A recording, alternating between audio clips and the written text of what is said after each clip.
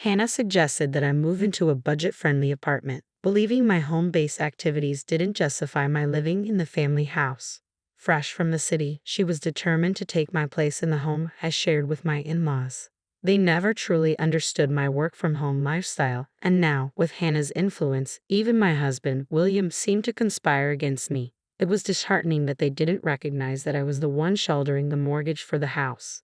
The realization hit me hard. Why should I remain with people who made me feel unwanted? If they were so eager for me to leave, then that was exactly what I would do. I had reached my limit, and fueled by frustration, I decided to transfer the mortgage responsibilities to them. After making that choice, I ended my marriage with William and stepped away, unaware of the challenges they would soon face without me. My name is Amy. William, my husband, was 3 years older than me. Our paths crossed at work, but ours was no ordinary workplace romance. William worked for the janitorial service at my office. Life had dealt me a harsh blow when I lost both my parents in quick succession. My father fell ill and was given only 5 months to live. During his illness, my mother also succumbed to her own health problems. With their passing, I was left to navigate life alone, having no siblings or parents to turn to. The grief would often overwhelm me at unexpected moments, bringing me to tears. Yet I masked my sorrow with smiles, especially at work. The day William and I first truly connected, I was lost in thought by a window trying to hide my pain. Although we had exchanged nods before, we had never really talked. That day, William approached me, checking in on my somber mood. Opening up to him felt surprisingly easy, perhaps because he was somewhat of a stranger. When he learned about my parents, his empathy provided comfort. He shared his close relationship with his own parents, which helped me feel less alone in my sense of loss. This marked the beginning of our conversations and eventually our relationship outside of work. When we started dating, William introduced me to his parents, who welcomed me warmly and offered kindness in light of my situation. Our bond with his family deepened effortlessly, leading us to marriage without the need for a traditional proposal. After our wedding, we found a cozy apartment near his parents and embarked on a new life together, envisioning a future that might include starting a family. I shifted careers to a remote role for more flexibility. Although I shared this significant change with William, he didn't fully grasp what it entailed. He knew I worked from home, but the nuances of my job were a mystery to him. Despite the job change, my income remained stable, allowing me to cover our living expenses. William earned less, so we agreed he would save his earnings. His financial contributions were minimal, primarily because his social life was modest and inexpensive, mostly involving outings with me or friends. He was comfortable with me managing our finances, which suited us well. Working remotely brought many benefits, including the joy of sharing leisurely meals with William, a luxury I never had at my old job. Cooking had once been a simple affair, but eager to please him, I found delight in preparing more intricate meals. Our life together felt tranquil and fulfilling. However, a few years into our marriage, an unexpected crisis struck. A devastating fire destroyed William's childhood home, erasing cherished memories and belongings. Thankfully, his parents were safe, but the loss was immense. They moved in with us temporarily, and I sought to uplift them, much like they had supported me through my own parents' deaths. I took on additional household duties and made comforting meals while managing my work. Despite our best efforts to make them feel at home, William's parents were acutely aware of the dependence on us and expressed concerns about overstaying their welcome. They clearly longed for their independence, which led William and me to a significant decision. We would build a new home to accommodate all of us. Although we had never explicitly discussed this before, it felt right given our circumstances. I had been saving diligently, separate from William's savings, and the timing seemed perfect to use those funds to construct a new home, a place symbolizing a fresh start for his parents while honoring the past. The original house, a charming wooden structure built by my great-grandfather, held many memories but was no longer practical. Our decision to build a new house was met with joy and gratitude from William's parents, marking the beginning of an exciting new chapter for all of us. This collaborative effort was a testament to our family's resilience in the face of adversity. As William's parents aged, their health concerns grew, leading to numerous special requests for the new house we planned to build. Eager to ensure their comfort, William proposed several additional features, which of course drove the cost significantly higher than we had initially planned. Despite the escalating expenses, we were determined to make it work. I embraced the enhancements for our new home, believing in the long-term benefits they would bring. Around this time, I began to notice a shift in dynamics between William and his parents, Samantha and Tyler. He started to assert himself as the primary force behind the house's construction, and they frequently expressed their gratitude to him while overlooking my financial contributions entirely. Despite the mortgage and ownership documents being in my name and the down payment coming from my savings, it seemed William hadn't shared these details with them. His constant claims led his parents to pressure me into showing gratitude for something I felt I had rightfully contributed to. My contributions weren't about seeking acknowledgement from William, Samantha, or Tyler. I contributed more financially simply because I was able to, not out of a desire for thanks. However, William's failure to correct his parents' misconceptions, combined with his jokes about my supposed indebtedness to him, left me feeling deeply frustrated. I didn't demand he disclose the full extent of my contributions, but I hoped he would at least stop diminishing my role. Instead, he seemed emboldened by the house construction project, and to my dismay, I discovered he was spreading falsehoods about his employment, falsely claiming a connection to the prestigious company I was associated with. While he did have business interactions with them, the way he presented it was misleading. This pattern of dishonesty and inflated self-importance eroded my trust in him, making interactions with his parents increasingly uncomfortable as they seemed to favor him unconditionally. I had hoped moving into our new home would alleviate these tensions, but the opposite happened. Once we settled in, the underlying issues intensified. William and his parents failed to understand the legitimacy of my remote work, misinterpreting my home-based job as leisure. Complaints about my supposed idleness became more frequent, accompanied by insinuations that I should contribute more despite my financial support and ongoing work commitments. Their attitudes drove me to seek refuge outside our home, opting to work from a cafe just to escape the constant snide remarks. This change in my work environment was a direct response to the growing discomfort and misunderstanding within my own home, highlighting the deepening divide between us. I continually urged William to address his parents' misconceptions about my work. While he might not fully grasp the nature of my job, it was my income that sustained our household, including his parents. All I wanted was for him to communicate this simple truth to them. However, William dismissed my concerns, suggesting I ignore their comments. Consequently, with the perception that I wasn't working, I became burdened with all the household chores, and his parents began to treat me like their personal assistant. Reaching my breaking point, I confronted them, expecting William's support during my moment of distress. Instead, he rebuked me for speaking out and shockingly presented me with divorce papers as a threat to conform to their expectations. His unprecedented anger and ultimatum left me feeling powerless, forcing me to reluctantly acquiesce to their demands. Following this incident, both William and his parents became distinctly indifferent towards me, leaving me with only my work as a respite, a means to escape the harsh reality of my home life. During this tumultuous period, Hannah, William's sister, came to visit our new home and decided to extend her stay. Almost immediately, William's parents began to air their grievances about me to her, criticizing me for spending too much time isolated with my computer and insinuating that I was neglecting my responsibilities. I felt as though I was living off their generosity without contributing, and they mocked my dedication to my work, questioning its validity and jesting that I must be a nerd for being so engaged with technology, all while suggesting I did nothing meaningful. Their conversations took a demeaning turn as they speculated about my past role, incorrectly suggesting that I had been a cleaner at Williams' company. This speculation was fueled by Williams' deceitful claims about his employment, creating an inverted narrative where he was positioned as a high-ranking employee while I was cast as a menial worker. This fabricated reality left me isolated and discredited. When Hannah announced her decision to move in permanently after quitting her job in the apparel industry, citing a desire for change and the allure of starting a business from our new, more luxurious home, my situation worsened. Her decision was met with enthusiasm from William and his parents, further marginalizing me in my own home. I found myself relegated to eating alone, preparing meals for a family that no longer included me at their table, all while juggling my work responsibilities. This arrangement persisted until Hannah's departure date when she unexpectedly declared her intention to stay indefinitely, finding the house comfortable and seizing the opportunity to reset her career. Her announcement was celebrated by William's parents and William himself, who took pride in the praise for the house. solidifying my position as an outsider within my own home.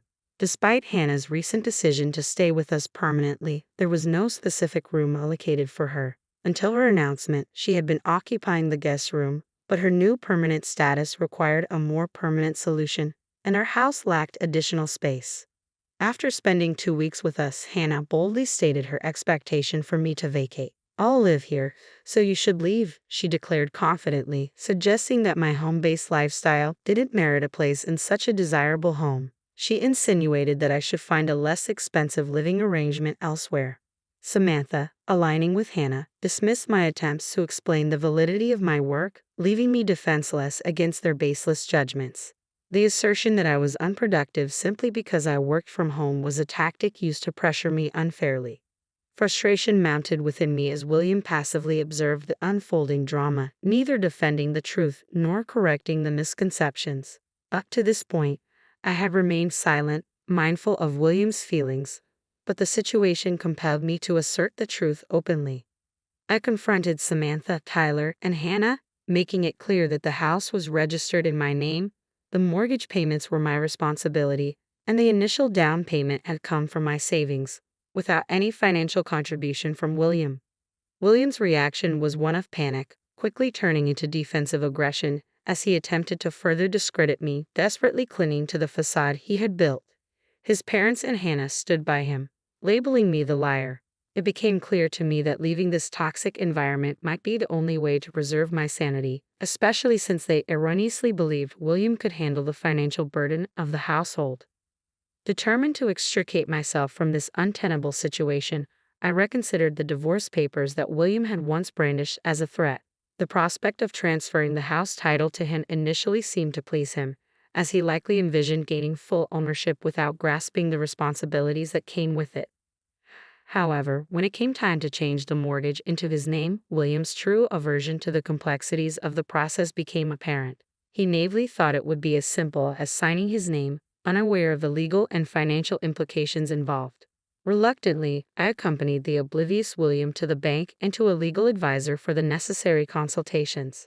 Throughout the meeting, William was fixated on his smartphone, showing little interest until it was time to sign the documents. Eagerly, he asked if this would officially transfer the house into his name.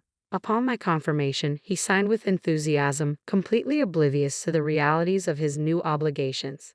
Once the legal procedures were finalized, the house, along with its mortgage responsibilities, would indeed be transferred to him. I had painstakingly explained the situation multiple times, yet I knew it would only be the full weight of his new role as the sole proprietor that would reveal the true extent of his misconceptions and the financial obligations he had underestimated.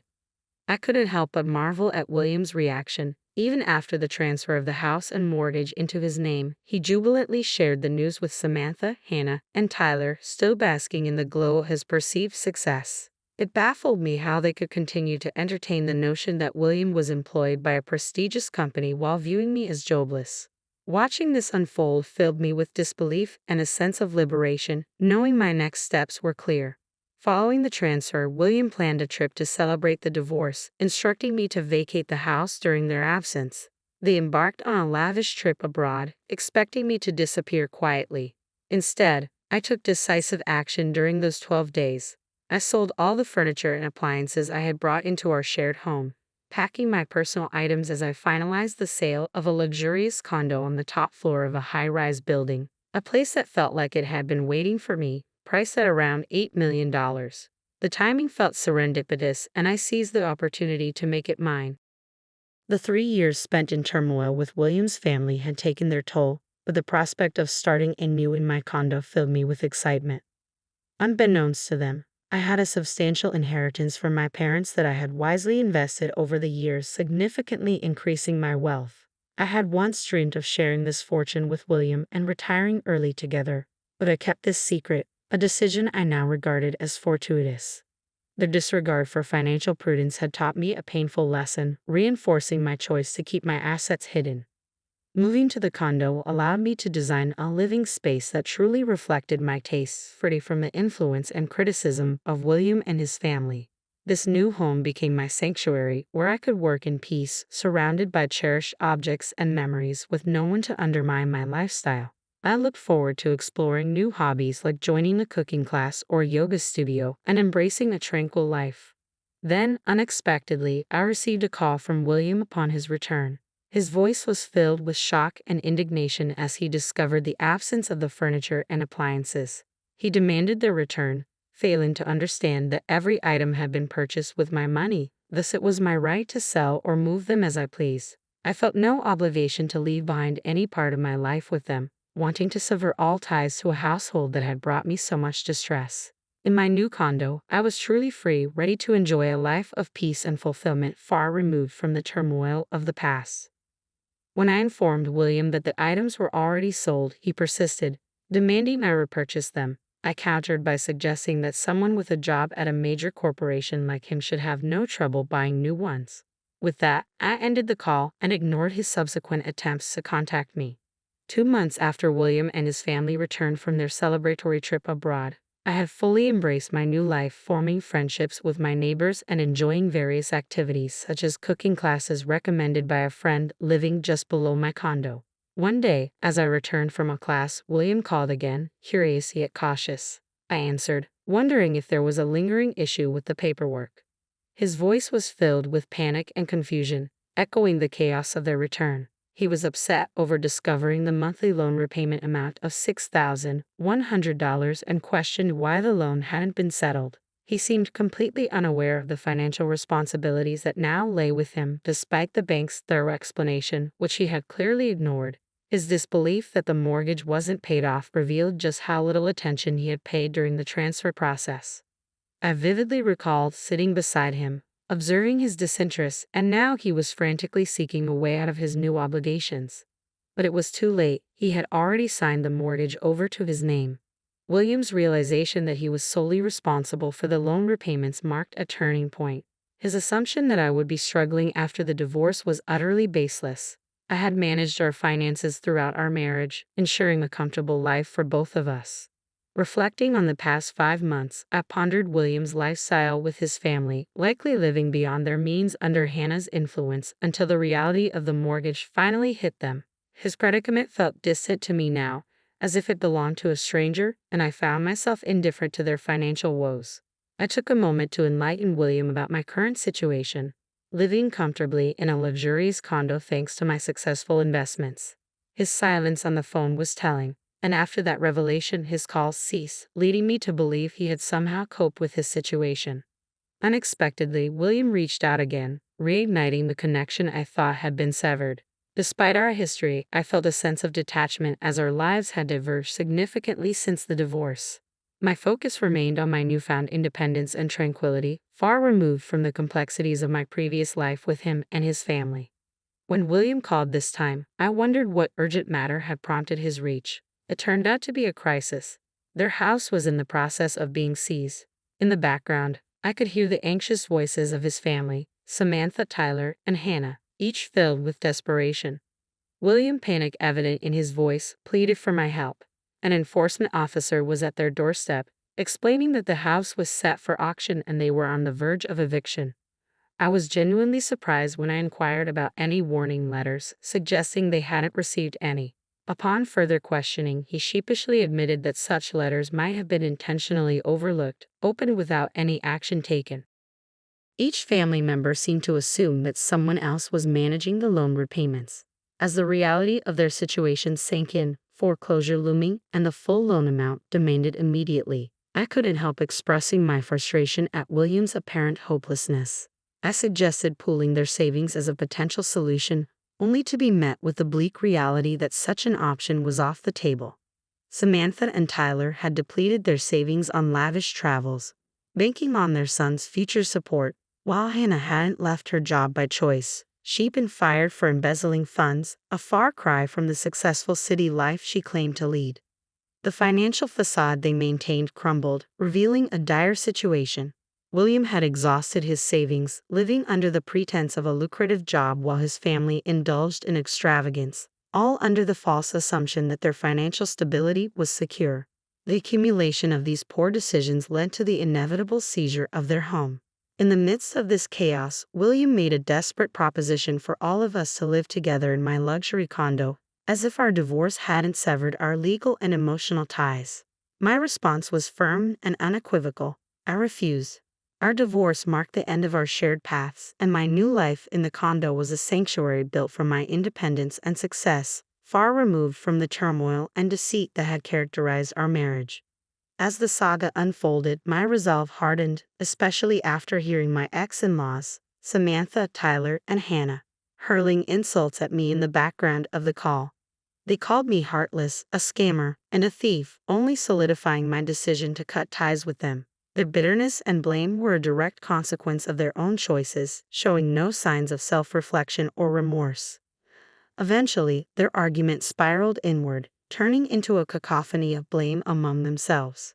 At that moment, I chose to sever all ties, quietly ending the call and ensuring no further contact by blocking William's number.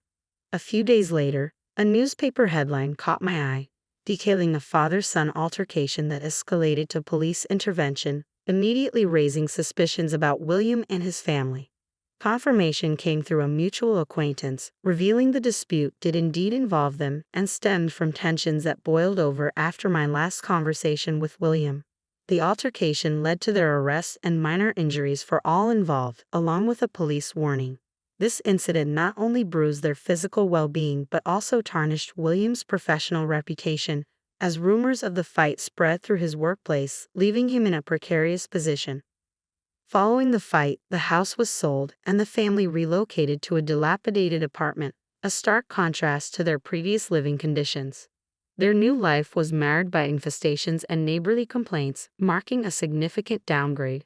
Hannah's history of embezzlement further complicated their attempts to stabilize, making it nearly impossible for her to secure employment. Thus, the family's financial burden fell solely on William, who, despite his efforts to locate me, found his inquiries fruitless thanks to the discretion of our mutual friends and the vigilance of my condo's concierge service.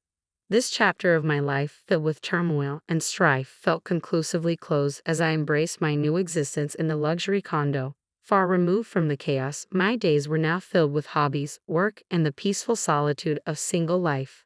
The decision to move forward, unencumbered by the past or thoughts of marriage, was not just a choice but a declaration of my newfound independence and contentment.